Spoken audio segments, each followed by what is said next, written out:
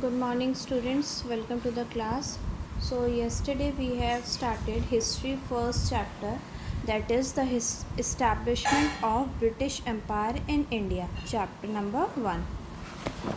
We have read this chapter up to here, and now in today's class we are going to start the next topic, that is the third battle of Panipat. The Third Battle of Panipat was fought in 1761 between Ahmad Shah Abdali and Marathas. The battle proved to be the Waterloo for the Marathas. What is the meaning of Waterloo? The defeat of a very strong kingdom. So who were the very strong kingdom? Marathas. So Battle of Panipat proved Waterloo for the Marathas. The crushing defeat they suffered ruined all the possibilities of establishing a Hindu empire. So who were defeated in the Battle of Panipat? The Marathas. It was a great setback of the supremacy and prestige. It gave an opportunity to English East India Company to establish its political influence. The Maratha chief broke away from the Peshwa and unite among the Marathas ended with this war. So there is a great defeat of Marathas after the third battle of Panipat. Now, with the defeat of Marathas in the battle of Panipat, there is an starting or incoming of foreign invaders or English invaders. British Empire, establishment of British Empire started to take place in India. See how first is European in India. So how the Europeans came to India. Many trading companies were formed in Europe to trade with India and other parts of Asia and Africa. These trading companies mainly belonged to Portugal, Holland, England, France and Denmark. So many trading companies first formed to trade with India and other parts of Asia.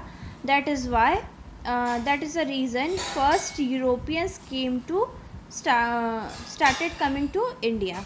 Next, the Portuguese. The Portuguese in India. The Portuguese became the pioneer in discovering a sea route to India. What is the meaning of pioneer? First to develop an area of human knowledge and culture. So Portuguese were the first who discovered the sea route to India. Vasco da Gama discovered a sea route in India to India in 1498. The Portuguese controlled the trade route along the Malabar coast. Their position was consolidated. What is the meaning of consolidated? Make your position more powerful, more stronger. By able generals like Almeida and Albuquerque, who established trade settlements in Goa, Daman and Diu. So these were, that is why Portuguese were interested in India through the sea routes. They controlled the trade of India by the sea routes on the Malabar coast. Now the Dutch in India. For a long time the Dutch has been purchasing the eastern produce, spices. Why are Dutch interested in India? For the spices which were grown in India from the Portuguese and selling it in the Europe. In 1598 they started 5 expeditions to trade with the East. Only some of them were successful.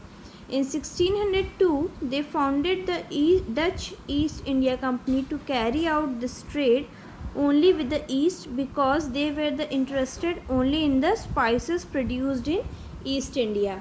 So Dutch were interested in the spices which were produced in East India. So they wanted to trade with these companies and establish their empire in India. Keeping this purpose in view, they pushed the rival Portuguese of the Malayan Straits of Indonesia island. So Portuguese were the rivals of Dutch. So Dutch people put Portuguese away from their trade routes or from their trading companies.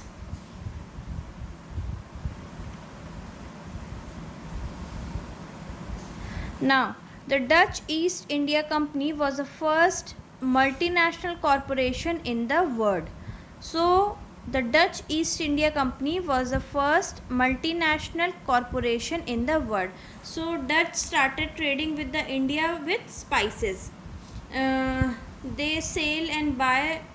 They sell the spices of India to the foreign countries. So, it became the first multinational corporation in the whole world. And now the French in India. We will start this topic in our next class.